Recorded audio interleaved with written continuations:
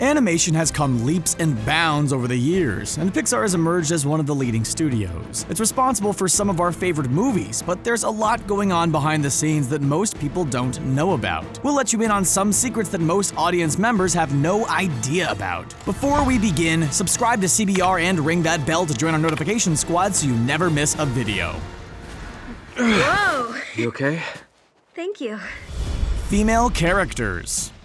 There's no denying we still have a long way to go when it comes to writing well-rounded female characters, but we've come a long way in that regard for the most part. Disney heroines no longer require a big, strong prince to save them. In fact, when Frozen was released, people were quick to praise the strong female characters Anna and Elsa, but we couldn't help but notice they look exactly alike with different hairstyles. And if you swap their hair further, they both look like fellow Disney princess Rapunzel. Pixar Animation Studios is a world-renowned animation company, and there really isn't a good excuse for why all their female characters look so similar to one another. If it was just due to the challenge of animating people, you would expect the male characters to face the same problem. However, male characters come in a staggering array of different faces and configurations. Staying with the example of Frozen, both Hans and Kristoff are portrayed as being handsome, but look distinct from one another. Meanwhile, the beautiful Anna and Elsa are practically identical. This was even an issue before CGI was a thing. Just take a look at Wendy from Peter Pan and Alice from Alice in Wonderland, and you'll realize they have the exact same face. Deleted. When you were busy crying your eyes out at the end of Toy Story 3, you may have wished they stopped after the first movie. But did you know that Toy Story 2 almost didn't exist? Despite the first movie being a huge hit, the sequel was originally supposed to be a straight-to-video sequel. Most of Pixar's resources at the time were being used on the movie A Bug's Life, and Toy Story 2 was pretty much an afterthought. But when the film reels looked promising and a release date had been set, the studio decided to totally rewrite and rework the movie in just 1 year. The good news is that they managed to get it done, and the film was a success. The bad news is that because of the format, it very nearly got deleted forever. One of the Pixar animators was doing some routine file maintenance when they started a deletion of the root folder of the assets for Toy Story 2. All of a sudden, the character models began to disappear from the movie they were struggling to get out on time. By the time they realized what was going on, 90% of the movie was completely gone. However, in an amazing coincidence, technical director Galen Sussman had been working from home and happened to have backup assets on her computer. They ended up only losing a few days of work instead of the entire movie on pure luck alone. Fishy! Wake up! Wake up! Animals.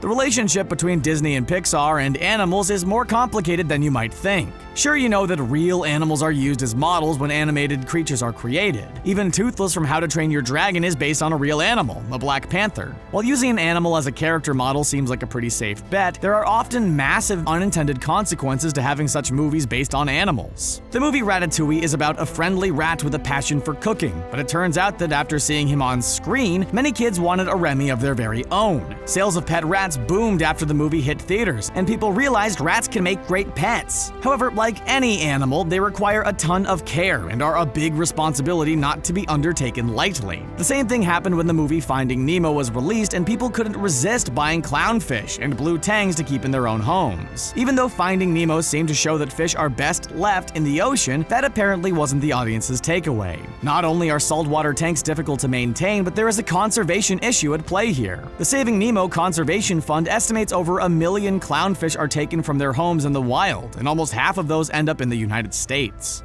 Go long! Woo! Merchandise. Pixar might be an incredible animation studio, but they're focused on the bottom line. Let's take a look at Toy Story 3 for just a moment. This movie received rave reviews and grossed over $1 billion worldwide, but while we might use that as a measure of success, the studio is also concerned with merchandising. They managed to sell $2.8 billion in merchandise related to the movie. In comparison, Cars made half of that, earning about $500 million at the box office. It received no accolades or award nominations, but earned an incredible $10 billion in merchandise sales. We aren't gonna say Cars is a terrible movie, because that's subjective, but we think few people would say it's superior to Toy Story 3. In fact, many of us were shocked to hear they were coming out with more Cars movies after the first one, but when you consider the insane amount of money Pixar made on merchandise sales, it suddenly makes a lot of sense.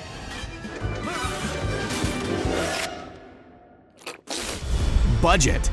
We know Pixar movies can rake in tons of money, but that doesn't mean they aren't working with strict budgets. The movie Inside Out was a unique movie for many reasons. It follows the emotions inside the head of Riley, and this means we aren't looking at physical beings for much of the film. If you watch the movie, you probably notice that the emotions tend to shimmer and have a unique bubbling texture on their skins. This simple effect cost the studio a ton of cash and was almost scrapped over the cost. In order to achieve this look, each character needed to be made up of tiny particles that move around and disappear as the character interacts with their environment. Not only was this a challenge, but to make it look natural and not distracting was even more difficult. At first, due to budget concerns, only Joy had this effect applied to her, but it looked so great, the effervescent effect ended up being used on all the characters. WALL-E. Sounds. The movie WALL-E had some spectacular visuals, but few took the time to realize how much work was put into its sounds. At first, the idea was to have the humans sound like Jell-O, and a lot of work was put into getting that sweet treat to produce different sounds. Although Pixar didn't end up going with the idea, they did create an astounding array of sounds for the movie. Ben Burtt provides the voice, or should we say sounds, for the titular character in WALL-E. He's also responsible for the familiar boops and bleeps of another famous robot, R2-D2 from the Star Wars franchise. According to Burtt, bringing WALL-E to life meant creating about 2,600 different sound files. If this sounds like a huge number, that's because it is. For comparison, the average Star Wars movie has about 1,000 new sounds. Movies with less special effects like Indiana Jones usually have between 700 and 800 new sound files. Because there are no natural sounds in an animated movie, absolutely everything has to be created and added in. Most people don't think about this aspect of film creation, but it's no easy task. We're not going with you. We're going to the falls. Location.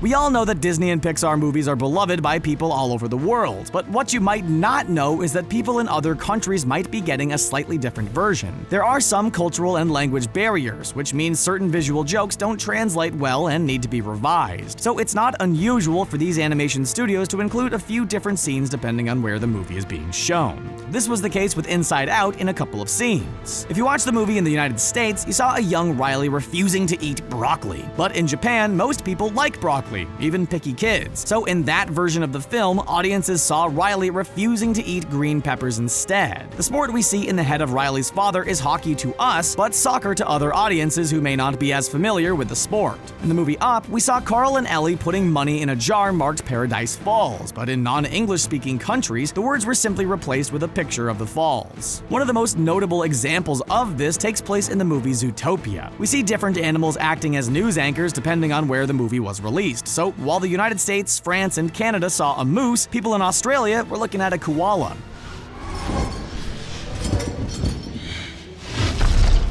Light. Just like animators have to concern themselves with sound to a great extent, they also have to worry about lighting. When a traditional movie is being made, lighting of course has to be taken into account. But when animating a movie, each small bit of light has to be animated in order for it to look realistic. If this sounds like a very time and labor-intensive process, you're right. This was an issue that Jean-Claude Calèche focused on when he was the director of photography for Monsters University. He and his fellow animators felt more like engineers than artists as they were forced to add elements of light and shadow manually. Instead, he wondered what it would be like if these were added automatically whenever an artist added a light source. This led to the creation of Pixar's global illumination system, which got its debut in Monsters University. It's based off a technique called ray tracing, which involves mapping out every single ray of light in a given scene that reaches the perspective of the audience. It's used in partially CGI movies like Iron Man or Transformers, but was always deemed too cumbersome for full CGI animation. Although it meant learning a new system, this ultimately saved time and created much more realistic-looking lighting. Audiences may not notice the lighting, but that's okay. According to Calèche, successful lighting is silent lighting. These are my Wilderness Explorer badges. You may notice one is missing. Details. In addition to light, there are many seemingly small details which can greatly add to the appearance of a movie. Seeing a bunch of balloons taking a house away in Up was fantastical, but a lot of real work went into animating 10,000 helium balloons. Each balloon in the bunch is animated, and not just the ones which are visible. The team needed this event to look realistic, so they used a process known as procedural animation. They created an algorithm which factored in the way balloons behave when they interact with one another. This allowed them to create a realistic effect without having to animate each balloon by hand.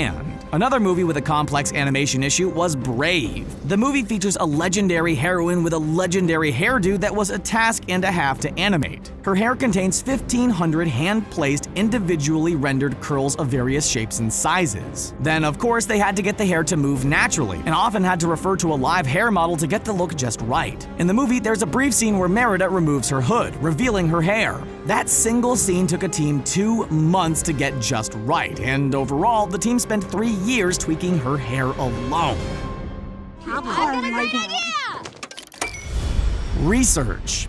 Simply knowing how to animate isn't enough to get things up to the high standards held by these companies. If you want to work on Finding Nemo, you were expected to visit an aquarium and spend time sketching in front of the tanks, diving in Hawaii and Monterey, and listening to talks by an ichthyologist. Animators working on Ratatouille got to take trips to Paris in order to get the feel of the city, but also had to spend a year observing rats in their office. Things were a little bit rougher for those working on the Toy Story franchise. They had to visit a prison and a garbage dump in order to do their research. Many animation studios tend to discard their research materials, concept art, cells, and more after a movie was finished, but the late Walt Disney insisted everything be saved in the Disney Animation Research Library. This means animators can access authentic reference materials at any time they need to. It may not quite be a trip to Paris, but it's something any Disney fan would love to take a look at. Just don't forget to put on a pair of white gloves before you touch anything. I can hardly wait! Places, everyone!